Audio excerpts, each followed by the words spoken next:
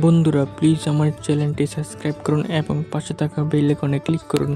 অনেক দিন আগের কথা, সুন্দর বনে ভালু মামা ছিল খুবই আলসে। সে সারাদিন ঘুমাতো আর মধু খেত। অন্য প্রাণীরা যখন খেতে খুঁজে বেরোতো তখন ভালু মামা গাছের ছায়ায় ঘুমাতো। সে একদিন ভাবলো, এভাবে যদি আমার জন্য কেউ প্রতিদিন খাবার এনে দেয় তাহলে কষ্টই করতে হবে না। সেই খরগোশ, কাঠবিড়ালি এবং কচ্ছপকে ডেকে বলল, তোমরা আমার ছোট ভাই, আমার জন্য প্রতিদিন কিছু খাবার এনে দাও, তোমাদের এটা আশীর্বাদ হবে। প্রথমে সবাই ভয় পেয়ে রাজি হয়ে গেল। কয়েকদিন চলল, কিন্তু পরে খরগোশ বলল, ভালো মামা নিজে কেন খাবে না? সবাই মিলে ঠিক করলো এবার আর খাবার দেবে না। তারা বলল, আমরাও ক্লান্ত, এবার আপনি নিজেই সংগ্রহ করুন।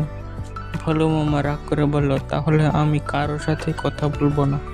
কিন্তু কয়েকদিন পর সে এতটাই ক্ষুধার্ত হলো যে আর সহ্য করতে পারল না।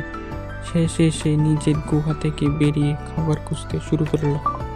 তখন সে বুঝতে পারলো নিজের কাজ নিজে করলে সম্মান পাওয়া যায়। এই গল্প থেকে আমরা বুঝতে পারি যে অলসতা নয়, পরিশ্রমেই আনন্দ ও সম্মান।